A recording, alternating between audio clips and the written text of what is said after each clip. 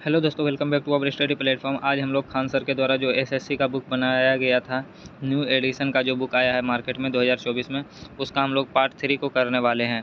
इससे पहले already part 1 और पार्ट 2 हो चुका है, जिसका लिंक डिस्क्रिप्शन में है और इसका प्लेलिस्ट बना दिया जाएगा, तो वहाँ से भी आप लोग देख सकते हैं। तो पिछले वीडियो को ज़रूर देखिएगा, क्योंकि वहाँ पर 200 क्वेश्चन कवर करा दिया गया और ये हमारा जो है इतिहास का खंड अभी चल रहा है। उसके बाद हम लोग का राज व्यवस्था आएगा, यानी पॉलिटी आएगा। तो चलिए शुरू करते हैं हम लोग आज पार्ट 3 यानी 201 नंबर क्वेश्चन से शुरू करते हैं। तो हमारा पहला क्वेश्चन है, किस विश्व विरासत स्थल में इल्तुतमिश की कब्र है? किस विश्व विरासत स्थल में इल्तुतमिश की कब्र है? तो कहाँ पे है? कुतुब मीनार विश्व विरासत स्थल में इल्तुतमिश की कब्र है। अगला क्वेश्चन है हमारा, कुतुब मीनार डैश में स्थित है? कुतुब मीनार कहाँ स्थित है ये आपको बताना है। तो कुतुब मीनार जो है वो दिल्ली में स्थित है और इसे किसने बनवाया था? तो कुतुबुद्दीन ऐबक के द्वारा बनाया गया है। अगला क्वेश्चन है हमारा, पंचमहल कहाँ स्थित है? पंचमहल कहाँ स्थित है ये आपको बताना है। फतेहपुर सीकरी में स्थित है पंचमहल। अगला क्वेश्चन है कि प्रसिद्ध हवा महल राजस्थान के किस शहर में स्थित है? राजस्थान के किस शहर में हवा महल स्थित है? तो ये जयपुर में स्थित है, जयपुर में हवा महल स्थित है। अगला क्वेश्चन है हमारा कि मोती मस्जिद इन विश्व धरोहर स्थल में से किस में स्थित है? तो मोती मस्जिद किस विश्व धरोहर स्थल में स्थित है ये आपको बताना है। तो यह है लाल किला के परिसर में स्थित है मोती मस्जिद। अगला क्वेश्चन है हमारा, अगला है, बुलंद दरवाज़ा किस स्थान के महल का मुख्य प्रवेश द्वार है? बुलंद दरवाज़ा किस स्थान के महल का मुख्य प्रवेश द्वार है? तो ये फतेहपुर सीकरी का मुख्य प्रवेश द्वार है। अगला क्वेश्चन है हमारा, अगला है, निम्नलिखित में कौन सी मलबे की चिनाई से बनी सबसे ऊंची मीनार जिसकी ऊंचाई 73 मीटर है? निम्नलिखित में से कौन सी मलबे की चिनाई से बनी सबसे ऊंची मीनार है जिसकी ऊंचाई 73 मीटर है? तो ऑप्शन है पीसा की मीनार, उसके बाद है बिग वेन क्लॉक टावर और श्री रंगनाथ स्वामी मंदिर, और उसके बाद है कुतुब मीनार। तो कुतुब मीनार हो जाएगा सही आंसर। अगला क्वेश्चन है हमारा, कहा जाता है कि फारस की राजधानी इस्फहान ने एक स्मारक के निर्माण के लिए प्रेरणा प्रदान की है, वह स्मारक निम्न में से कौन है? तो वह स्मारक कौन है? तो लाल किला परिसर है वह स्मारक। अगला क्वेश्चन है हमारा कि बहादुर शाह प्रथम का जन्म किस वर्ष हुआ था? तो बहादुर शाह प्रथम का जन्म 1643 ईस्वी को हुआ था। कब? 1643 ईस्वी को। अगला क्वेश्चन है हमारा कि बहादुर शाह प्रथम जो कि 1707 से 1712 ईस्वी किस वंश का शासक था? बहादुर शाह प्रथम जो कि 1707 यानी औरंगजेब के बाद 1707 से 1712 ईस्वी तक शासन किया, वह किस वंश का था? तो मुगल वंश का था। किसका? मुगल वंश का शासक था बहादुर शाह प्रथम। अगला सन 1739 ईस्वी में करनाल की लड़ाई में मुगल सेना को किसने पराजित किया? तो सबसे पहला क्वेश्चन कि करनाल की लड़ाई कब हुई थी? तो 1739 ईस्वी में हुआ था, जिसमें मुगल सेना को किसने पराजित किया था? तो नादर जो है उसने पराजित किया था मुगल सेना को। अगला क्वेश्चन है हमारा, अंतिम मुगल बादशाह कौन था? तो अंतिम मुगल बादशाह कौन था? तो बहादुर शाह था अंतिम मुगल बादशाह। अगला क्वेश्चन है हमारा, प्रसिद्ध कवि अमीर खुसरो निम्नलिखित में से किस एक को छोड़कर बाकी सब के समसामयिक थे? प्रसिद्ध कवि अमीर खुसरो निम्नलिखित में से किस एक को छोड़कर बाकी सब के समसामयिक थे? तो इल्तुतमिश को छोड़कर बाकी सबके समसामयिक थे। अगला क्वेश्चन है हमारा कि अमीर खुसरो कौन थे? तो अमीर खुसरो क्या थे? तो अमीर खुसरो एक कवि था। अगला है हमारा कि निम्नलिखित में से कौन सा युग्म सही नहीं है? कौन सा युग्म सही नहीं है? तो इसका हो जाएगा बाबर बैरम खां। अगला क्वेश्चन, दिल्ली सल्तनत की राजकीय भाषा क्या थे? ये क्वेश्चन बार बार पूछा जाता है, हर एक एग्जाम में लगभग पूछ ही लिया जाता है कि दिल्ली सल्तनत की राजकीय भाषा क्या थी? तो दिल्ली सल्तनत की राजकीय भाषा जो थी वो थी फारसी। अगला क्वेश्चन है गंधार कला किन दो कलाओं का संयोजन है? गंधार कला किन दो कला से मिलकर बना है? तो हिंद और यूनानी कला से मिलकर बना हुआ है गंधार कला। अगला क्वेश्चन है निम्नलिखित में से किस लेखक ने अकबर के दीन ए इलाही को उनकी मूर्खता का ना कि बुद्धिमान का स्मारक कहा? निम्नलिखित में से किस लेखक ने अकबर के दीन ए इलाही को उनकी मूर्खता का ना कि बुद्धिमान का स्मारक कहा? किसने कहा था? तो ये कहा था विसेंट स्मिथ। किसने? विसेंट स्मिथ ने। अगला क्वेश्चन है गोल गुंबद क्या है? तो गोल गुंबद क्या है? तो यह है मोहम्मद आदिल शाह का मकबरा है गोल गुंबद। मोहम्मद आदिल शाह का मकबरा क्या है? गोल गुंबद। अगला क्वेश्चन है कि डैश प्रारंभिक 8वीं सदी के दौरान भारत के एक दार्शनिक और धर्म शास्त्री थे जिन्होंने अद्वैत वेदांत के सिद्धांत को समेकित किया था। वो कौन थे? तो वो थे आदि शंकराचार्य। कौन थे? आदि शंकराचार्य। अगला क्वेश्चन है डैश वास्तुकला खगोलीय उपकरणों का एक संग्रह है जिससे महाराजा जयसिंह द्वितीय द्वारा बनवाया गया था। डैश वास्तुकला खगोलीय उपकरणों का एक संग्रह है जिसे महाराजा जयसिंह द्वितीय द्वारा बनवाया गया था। तो ये हो जाएगा जंतर मंतर। जंतर मंतर को महाराजा जयसिंह के द्वारा बनवाया गया था दिल्ली में। अगला क्वेश्चन है कि जयपुर के महाराजा सवाई जयसिंह ने कहाँ स्थित वेधशाला का निर्माण नहीं कराया? जयपुर के महाराजा सवाई जयसिंह कहाँ स्थित वेधशाला का निर्माण नहीं करवाया? तो इलाहाबाद में उन्होंने वेधशाला का निर्माण नहीं कराया, बाकी मथुरा, उज्जैन और वाराणसी में करवाया। अगला क्वेश्चन है हमारा इनमें कौन मुगल वंश का नहीं था? इनमें कौन मुगल वंश का नहीं था? तो मुगल वंश का कौन नहीं है? तो शेरशाह सूरी मुगल वंश का नहीं। ये कौन है? मौर्य वंश का। अगला क्वेश्चन है जंतर मंतर डैश में स्थित है? जंतर मंतर कहाँ है? तो ये जो है राजस्थान में है जंतर मंतर। अगला क्वेश्चन है चांद बीबी डैश की शासक थे? चांद बीबी डैश के शासक थे? तो इसका सही आंसर हो जाएगा अहमदनगर का। क्या हो जाएगा? अहमदनगर का। अगला क्वेश्चन है डैश गुजरात की रानी की वाव एक मशहूर डैश है? तो गुजरात में रानी की वाव एक डैश मशहूर स्थल है। क्या है? ये जो है रानी की वाव क्या है? तो बावड़ी है। क्या है? बावड़ी। अगला क्वेश्चन है हवा महल किसने बनवाया था? हवा महल को महाराजा प्रताप सिंह ने बनवाया। हवा महल को किसने बनवाया? तो महाराजा प्रताप सिंह के द्वारा हवा महल को बनवाया गया है। अगला क्वेश्चन है हमारा जरदोजी कढ़ाई डैश के तहत लोकप्रिय हुई थी?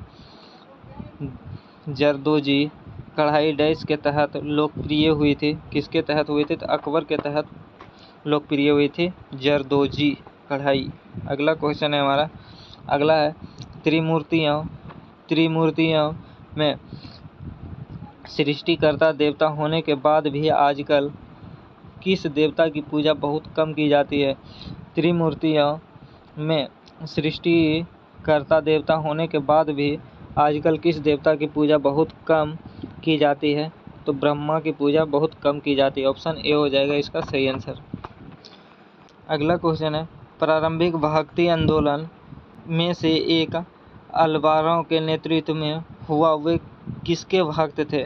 प्रारंभिक भक्ति आंदोलन में से एक अलवारों के नेतृत्व में हुआ वे किसके भक्त थे? तो वे विष्णु के भक्त। किसके? विष्णु के भक्त थे। अगला क्वेश्चन है कि 10वीं और 11वीं शताब्दी में भारत आने वाला यात्री अलबरूनी किस देश का था? तो अलबरूनी किस देश का था ये आपको बताना। तो उज्बेकिस्तान का था अलबरूनी। किसका? कहाँ का था? उज्बेकिस्तान। अगला क्वेश्चन है कि इब्न बतूता डैश का एक निवासी था जिसने 14वीं शताब्दी में अपनी भारत यात्रा के बारे में लिखा था? तो इब्न बतूता कहाँ का यात्री था? तो मोरक्को का निवासी था इब्न बतूता। अगला क्वेश्चन है भारत आने वाला प्रथम यूरोपियन कौन थे? तो पुर्तगाल जो थे वो प्रथम यूरोपियन थे। अगला क्वेश्चन है उस चीनी तीर्थ यात्री का नाम बताइए जो बौद्ध ग्रंथों की तलाश में भारत आया था। उस चीनी तीर्थयात्री का नाम बताइए जो बौद्ध ग्रंथों की तलाश में भारत आया था, तो वह कौन था? वेनसोंग था। क्या था? वेनसोंग, जिसने नालंदा विश्वविद्यालय में बौद्ध धर्म की शिक्षा ली थी।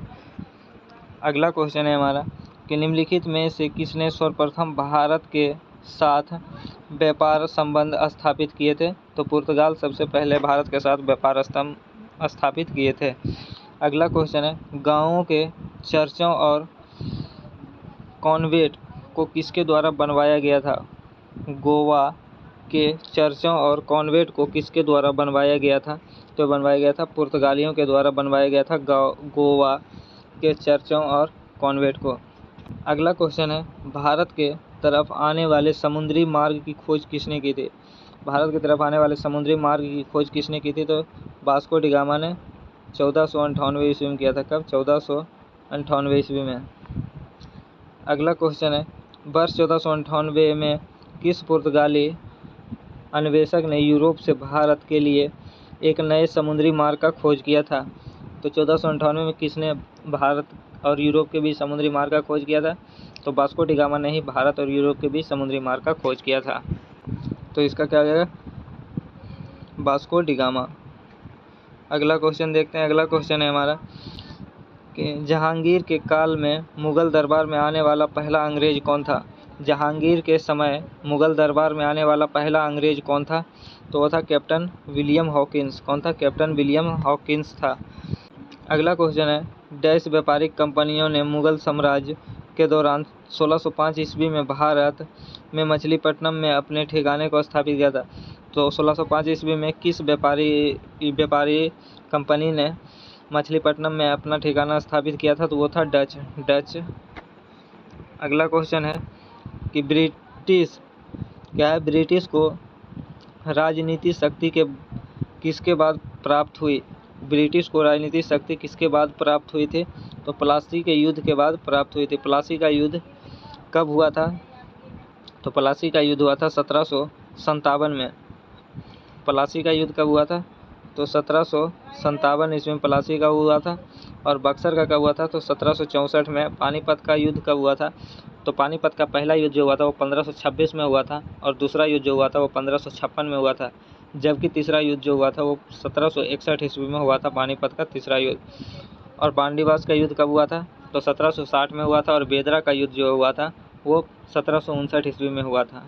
तो ये सारे क्वेश्चन आपको ध्यान रखने हैं। अगला क्वेश्चन है ईस्ट इंडिया कंपनी की स्थापना डैश वर्ष में हुई थी? तो कब हुई थी? तो 1600 ईस्वी में हुआ था ईस्ट इंडिया कंपनी का स्थापना। अगला क्वेश्चन है फ्रांसीसी व्यापारिक कंपनियों ने 1673 में भारत में डैश में अपना ठिकाना बनाए? तो फ्रांसीसी व्यापारिक कंपनियों ने 1673 में कहाँ अपना कारखाना को स्थापित किया था? तो वो किया था पांडिचेरी में। कहाँ? पांडिचेरी में। अगला क्वेश्चन है कि भारत में पहली फ्रेंच फैक्ट्री कहाँ स्थापित किया गया था? तो पहला फ्रेंच फैक्ट्री भारत में कहाँ स्थापित किया गया था? सूरत में स्थापित किया गया था पहला फ्रेंच फैक्ट्री।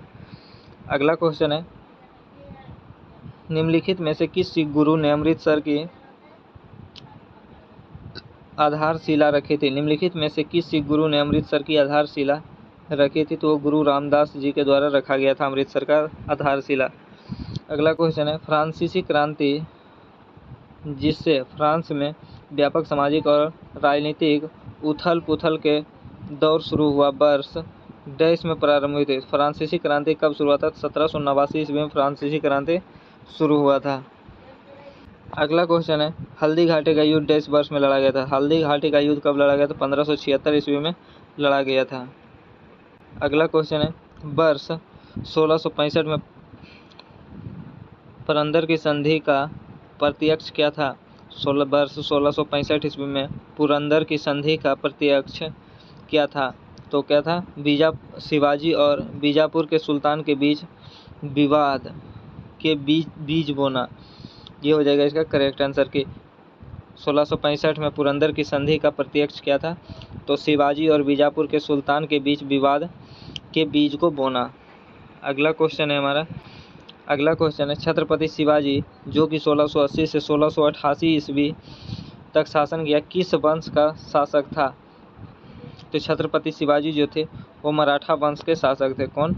मराठा वंश के शासक थे। अगला क्वेश्चन है, भारत में मुगल शासक को खत्म करने का एक बड़ी सीमा तक श्रेय किसे दिया जाता है? भारत में मुगल शासन को खत्म करने का एक बड़ी सीमा तक श्रेय किसे दिया जाता है? तो मराठा को दिया जाता है। किसे? मराठा को। अगला क्वेश्चन है, किस वर्ष शिवाजी को छत्रपति ताज पहनाया गया था? तो किस वर्ष जो है वो शिवाजी के आगे छत्रपति जोड़ा गया था, यानी छत्रपति का ताज दिया गया था? तो दिया गया था 1674 ईस्वी में। कब? 1674 ईस्वी में। अगला है, किसने गुरिल्ला युद्ध के तरीकों की शुरुआत की थी? तो गुरिल्ला युद्ध के तरीकों की शुरुआत किसने की थी? तो शिवाजी के द्वारा किया गया था। किसके द्वारा? शिवाजी के द्वारा। अगला क्वेश्चन है, मराठा साम्राज्य का दूसरा संस्थापक किसे माना जाता है? मराठा साम्राज्य का दूसरा संस्थापक किसे माना जाता है? तो बाजी राव प्रथम को। किसे? बाजीराव प्रथम को। अगला है, छत्रपति शिवाजी महाराज जो कि 1674 से 1680 ईस्वी किस वंश के शासक थे? छत्रपति शिवाजी किस वंश के थे? तो मराठा वंश के थे। किस वंश के? मराठा। अगला क्वेश्चन है हमारा, बाजीराव सेकंड जो कि 1796 से 1818 ईस्वी तक शासन किया, वो किस वंश का शासक था? तो वो किस वंश का था? तो पेशवा वंश का था। किसका? पेशवा वंश का। अगला है, पुणे कभी डैश की राजधानी के रूप में जाना जाता था? तो पुणे किसकी राजधानी के रूप में जाना जाता था? तो पेशवा की राजधानी के रूप में जाना जाता था पुणे। अगला क्वेश्चन है, प्लासी का युद्ध डैश वर्ष लड़ा गया था? तो प्लासी का युद्ध कब लड़ा गया था? 1757 ईस्वी में। कब? 1757 ईस्वी में लड़ा गया था। अगला क्वेश्चन, बाजीराव प्रथम जो कि 1720 से 1740 ईस्वी तक किस वंश का शासक था? तो पेशवा वंश का शासक था। किस वंश का? पेशवा वंश का शासक था। अगला क्वेश्चन देखते हैं। अगला है, टीपू सुल्तान को डैश का शेर भी कहा जाता था? टीपू सुल्तान को मैसूर का शेर कहा जाता था। किसका? मैसूर का शेर। अगला क्वेश्चन है, टीपू सुल्तान ने डैश के एंग्लो मैसूर युद्ध में अपने प्राण त्यागे थे? तो टीपू सुल्तान ने किस युद्ध के दौरान, किस एंग्लो युद्ध के दौरान अपने प्राण त्यागे थे? तो चतुर्थ एंग्लो मैसूर युद्ध के समय अपना प्राण त्यागे थे। अगला क्वेश्चन है, महाराजा रंजीत सिंह के राज्य की राजधानी कहाँ थे? तो महाराजा रंजीत सिंह के राज्य की राजधानी जो थी वो थी लाहौर। अगला क्वेश्चन है, टीपू सुल्तान को डैश के शेर के रूप में जाना जाता था? तो मैसूर का शेर के रूप में जाना जाता है टीपू सुल्तान को। अगला है, भारतीय पुनर्जागरण का जनक किसे कहा जाता है? तो भारतीय पुनर्जागरण का जनक राजा राम मोहन राय को कहा जाता है। अगला है, पश्चिमी शिक्षा का श्री गणेश किस स्वतंत्रता सेनानी द्वारा किया गया था? पश्चिमी शिक्षा का श्री गणेश किस स्वतंत्रता सेनानी के द्वारा किया गया था? तो राजा राम मोहन राय के द्वारा किया गया था पश्चिमी शिक्षा का श्री गणेश, राजा राम मोहन राय के द्वारा। अगला क्वेश्चन है, गणेश महोत्सव का प्रारंभ किसने किया? गणेश महोत्सव का प्रारंभ किसके द्वारा किया गया है? तो लोकमान्य तिलक के द्वारा किया गया है। बाल गंगाधर तिलक के द्वारा जो है वो गणेश महोत्सव का प्रारंभ किया गया। अगला है, वर्ष 1828 ईस्वी में स्थापित ब्रह्म समाज के संस्थापक कौन थे? वर्ष 1828 में स्थापित ब्रह्म समाज के संस्थापक कौन थे? तो थे राजा राम मोहन राय। कौन थे? राजा राम मोहन राय। और ये जो भी क्वेश्चन करा रहे हैं वो सारे के सारे प्रीवियस ईयर का क्वेश्चन है। अगर नहीं तो आप देख सकते हैं एसएससी सीजीएल टीयर फर्स्ट 2016 का क्वेश्चन है। ये सारे जो भी क्वेश्चन करवाया जाएगा वो प्रीवियस ईयर ही कराया जाएगा, क्योंकि ये जो बुक है इसमें टोटल प्रीवियस ईयर का ही क्वेश्चन दिया हुआ है। तो आप लोग वीडियो के अंत तक जरूर बने रहिएगा। अगला क्वेश्चन है, किस क्रांतिकारी नेता ने अपने अंतिम समय रामकृष्ण मिशन के स्वामी के रूप में व्यतीत किए थे? किस क्रांतिकारी नेता ने अपने अंतिम समय रामकृष्ण मिशन के स्वामी के रूप में व्यतीत किए थे? तो वो कौन थे? तो थे जितेंद्र नाथ बंदोपाध्याय। कौन थे? जितेंद्र नाथ बंदोपाध्याय। Option C. अगला क्वेश्चन है हमारा, वर्ष 1870 में भारतीय सुधार संघ के संस्थापक कौन थे? वर्ष 1870 में भारतीय सुधार संघ के संस्थापक कौन थे? तो केशव चंद्र सेन भारतीय सुधार संघ के संस्थापक थे। अगला क्वेश्चन है, थियोसॉफिकल सोसाइटी के संस्थापक कौन थे? थियोसॉफिकल सोसाइटी के संस्थापक कौन थे? तो इसका सही आंसर हो जाएगा मैडम ब्लाटस्की। क्या हो जाएगा? मैडम ब्लाटस्की के द्वारा थियोसॉफिकल सोसाइटी की स्थापना किया गया था। अगला क्वेश्चन है, आर्य समाज के संस्थापक कौन है? आर्य समाज के संस्थापक कौन है? तो आर्य समाज के संस्थापक जो है वो दयानंद सरस्वती हैं, स्वामी दयानंद सरस्वती। अगला है, भारतीय राष्ट्रीय कांग्रेस के प्रथम सत्र की अध्यक्षता किसने की थी? तो भारतीय राष्ट्रीय कांग्रेस के प्रथम सत्र की अध्यक्षता किसके द्वारा किया गया था? तो WC बनर्जी यानी कि व्योमेश चंद्र बनर्जी के द्वारा किया गया था। अगला क्वेश्चन है, भारत की थियोसॉफिकल सोसाइटी के संस्थापक कौन है? तो अगर भारत के पूछे थियोसॉफिकल सोसाइटी के संस्थापक तो एनी बेसेंट हो जाएंगे, और अगर पूछे सिर्फ थियोसॉफिकल सोसाइटी भारत नहीं रहे तो हो जाएगा मैडम ब्लाटस्की। अगला, भारतीय राष्ट्रीय कांग्रेस का चुना गया प्रथम मुस्लिम अध्यक्ष कौन था? भारतीय राष्ट्रीय कांग्रेस का चुना गया प्रथम मुस्लिम अध्यक्ष कौन था? तो था बदरुद्दीन तैयब जी। क्या था? बदरुद्दीन तैयब जी भारतीय राष्ट्रीय कांग्रेस में चुना गया पहला मुस्लिम अध्यक्ष। अगला है, भारतीय स्वतंत्रता के समय भारतीय राष्ट्रीय कांग्रेस के अध्यक्ष कौन थे? भारतीय स्वतंत्रता के समय भारतीय राष्ट्रीय कांग्रेस के अध्यक्ष कौन थे? तो JB कृपलानी जी थे। कौन थे? JB कृपलानी भारतीय स्वतंत्रता के समय भारतीय राष्ट्रीय कांग्रेस के अध्यक्ष। अगला है, कौन वर्ष 1925 में भारतीय राष्ट्रीय कांग्रेस की दूसरी महिला अध्यक्ष बनी और जो इस अध्यक्ष पद पर आने वाली प्रथम भारतीय महिला थी? कौन वर्ष 1925 में भारतीय राष्ट्रीय कांग्रेस की दूसरी महिला अध्यक्ष बनी थी? तो 1925 में जो अध्यक्ष बनी थी वो बनी थी सरोजिनी नायडू। और किस अधिवेशन की अध्यक्षता की थी? तो ये कानपुर अधिवेशन की अध्यक्षता की थी। अगला क्वेश्चन है, भारतीय राष्ट्रीय कांग्रेस ने अपने किस सत्र में पूर्ण स्वराज को अपना विशिष्ट लक्ष्य घोषित किया? भारतीय राष्ट्रीय कांग्रेस ने अपने किस सत्र में पूर्ण स्वराज को अपना विशिष्ट लक्ष्य घोषित किया था? तो लाहौर सत्र 1929 में। लाहौर सत्र 1929 में। अगला क्वेश्चन, निम्नलिखित में से किस समझौता का लक्ष्य हिंदू मुस्लिम मतभेद को सुलझाना था? निम्नलिखित में से किस समझौता का लक्ष्य हिंदू मुस्लिम मतभेद को सुलझाना था? तो था लखनऊ समझौता का लक्ष्य था। अगला है, राष्ट्रीय कांग्रेस कार्यकारी समिति ने भारत छोड़ो नामक आंदोलन का अनुमोदन कहाँ किया था? क्या है क्वेश्चन? राष्ट्रीय कांग्रेस कार्यकारी समिति ने भारत छोड़ो नामक आंदोलन का अनुमोदन कहाँ किया था? तो कहाँ किया था? मुंबई में। अगला क्वेश्चन है कि स्वदेशी आंदोलन का संबंध किससे है? तो स्वदेशी आंदोलन का संबंध जो है वो बंगाल विभाजन से है। 1905 का बंगाल विभाजन है स्वदेशी आंदोलन का संबंध। अगला है, सन 1905 में बंगाल के विभाजन को लागू करने का निर्णय किसके द्वारा लिया गया था? तो बंगाल विभाजन को लागू करने का निर्णय लॉर्ड कर्जन के द्वारा लिया गया था। अगला क्वेश्चन है, बंगाल के किस स्वतंत्रता सेनानी का 18 वर्ष की आयु में निधन हो गया था? बंगाल के किस स्वतंत्रता सेनानी का निधन 18 वर्ष की आयु में हो गया था? तो खुदीराम बोस का। किसका? खुदीराम बोस का। अगला क्वेश्चन है, 1904 क्या है? 1904 में क्रांतिकारी की गुप्त संस्था के रूप में अभिनव भारत की स्थापना किसके द्वारा की गई? अभिनव भारत संस्था की स्थापना 1904 में BD सावरकर के द्वारा किया गया था। तो BD सावरकर इसका राइट आंसर हो जाएगा। अगला क्वेश्चन है कि जनरल डायर को जलियांवाला बाग नरसंहार का दोषी था किसके द्वारा मारा गया था? जनरल डायर को किसने मारा था? तो उधम सिंह ने मारा था। अगला क्वेश्चन है, किस निम्नलिखित में से किसका संबंध गदर पार्टी से नहीं है? तो गदर पार्टी से किसका संबंध नहीं है? तो बाबा गुरदीप सिंह का संबंध गदर पार्टी से नहीं है।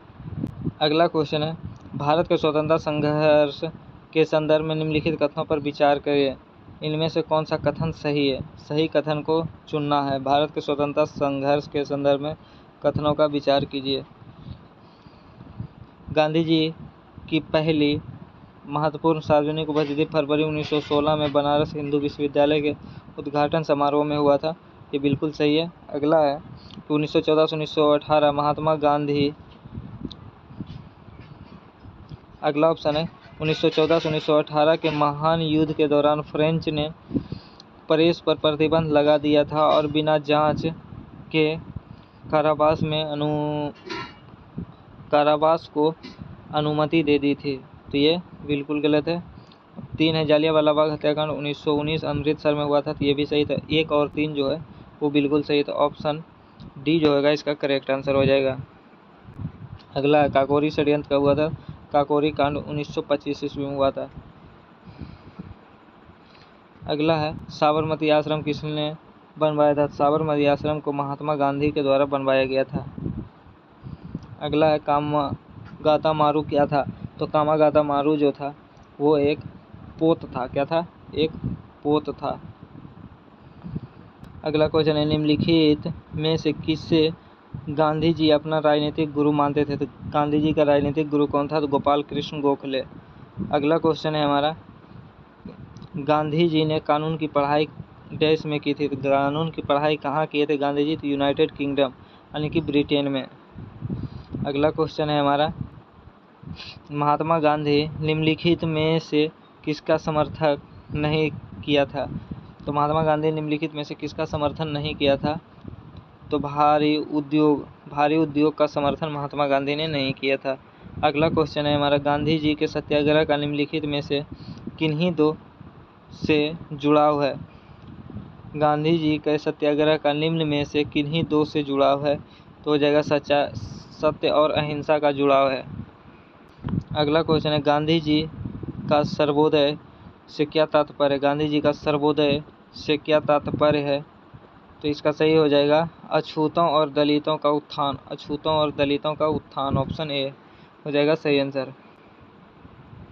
अगला है भारत में गांधी जी का प्रथम सत्याग्रह कहाँ हुआ था? भारत में गांधी जी का पहला सत्याग्रह हुआ था चंपारण में। और कब हुआ था? तो 1917 ईस्वी में हुआ था। अगला क्वेश्चन है हमारा कि गांधी जी का जन्म कहाँ हुआ था? तो पोरबंदर गुजरात में हुआ था। गुजरात के पोरबंदर में। कब हुआ था? 1869 में।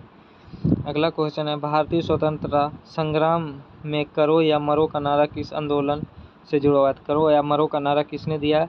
तो महात्मा गांधी ने दिया है करो या मरो का नारा। और किस आंदोलन में दिया है? तो दिया भारत छोड़ो आंदोलन में।